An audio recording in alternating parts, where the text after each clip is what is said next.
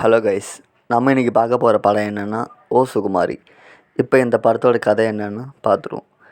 ஹீரோயினுக்கு சின்ன வயசுலேயே பார்த்தீங்கன்னா அவங்கள யார் தொட்டாலுமே ஷாக் அடிக்கிற மாதிரி ஒரு பிரச்சனை இருக்கும். இதனாலேயே அவங்க கல்யாணம் ஆகாமல் இருக்குது. ஒரு வழியாக ஊருக்குறவங்களாம் எல்லாத்தையும் உண்மையை மறைச்சி அவங்க கல்யாணமும் பண்ணி வச்சுறாங்க. கல்யாணத்துக்கு பிறகு பார்த்தீங்கன்னா அந்த ஷாக் பிரச்சனையால் அவங்க 2 பேர் பிரிஞ்சிடுறாங்க. அவங்க ஒன்றும் சேர்ந்தாங்களா இல்லையா, இதான் இந்த படத்தோட ஸ்டோரின்னே சொல்லலாம்.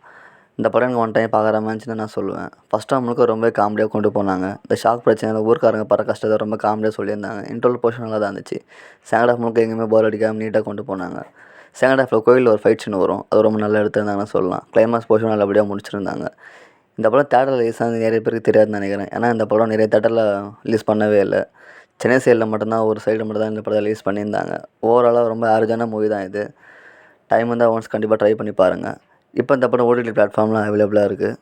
மறக்காமல் சப்ஸ்கிரைப் பண்ணுங்கள், லைக் அண்ட் ஷேர் பண்ணுங்கள்.